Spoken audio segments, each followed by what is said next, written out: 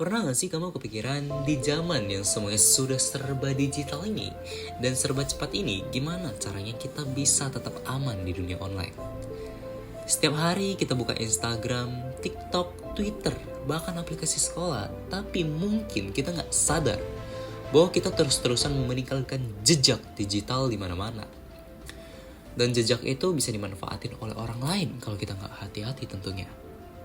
Nah, di balik semua aplikasi yang kita pakai, ada sistem keamanan besar yang bekerja setiap detiknya. Tapi, ketika teknologi juga terus berkembang, jangan lupa, ancaman juga ikut berkembang. Nah, peretas sekarang bukan cuma orang yang pakai hoodie di ruangan gelap, tapi mereka bisa berupa tim profesional yang bekerja seperti perusahaan beneran. Nah, makanya keamanan siber itu jadi jauh lebih penting dari sebelumnya. Bayangkan kalau semua data pribadi kita, seperti foto, pesan, identitas, bahkan akun bank, itu nggak terlindungi sama sekali. Nah, sekali bocor, pasti hidup kita bakal berubah total.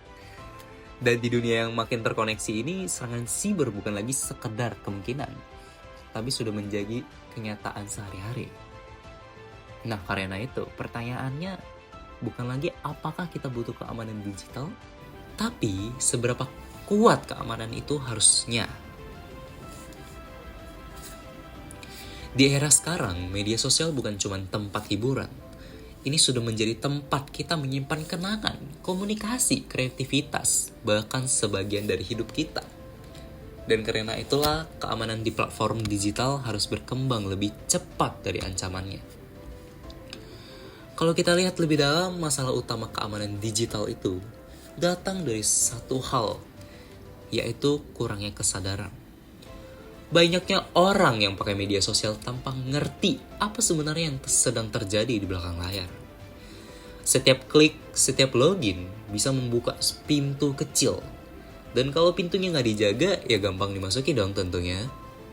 Nah, satu kesalahan kayak bikin password yang gampang untuk ditebak, klik link aneh, atau sembarangan install aplikasi yang bikin data kita bisa bocor. Bahkan ya, serangan siber terbesar yang sering terjadi itu disebabkan karena satu kelalaian manusia. Nah, jadi karena itu kita harus jadi extra careful dong.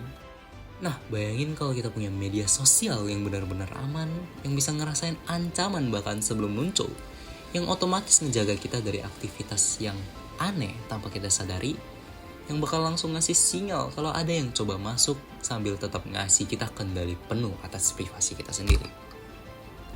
Dan kalau ngomongin keamanan digital, kita pasti nggak bisa lepas dari perannya. Nah, peran cybersecurity itu sebenarnya masuk ke sektor jasa layanan yang dirancang untuk melindungi individu, bisnis, dan negara. Dalam dunia ekonomi, keamanan digital itu dianggap sebagai jasa produktif karena menjaga stabilitas, mencegah kerugian finansial, dan membantu perusahaan tetap berjalan. Nah, tanpa cybersecurity, data-data bisa bocor, layanan berhenti, bisnis lumpuh.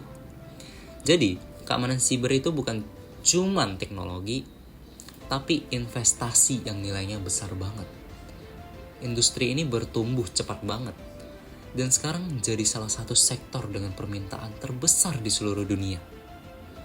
Nah, cybersecurity ini bahkan bisa dianggap sebagai produsen. Bukan produsen barang, tapi produsen rasa aman, kepercayaan, dan perlindungan di era digital ini. Dan di era digital, kepercayaan itu sendiri sudah menjadi mata uang yang sangat berharga. Karena itu, masa depan platform digital adalah masa depan yang aman. Bukan sekedar fitur tambahan, tapi fondasi yang menjaga kehidupan online kita tetap berjalan. Dunia digital mungkin gak sepenuhnya aman, tapi dengan kesadaran yang tepat, kita bisa melindungi diri kita jauh lebih baik.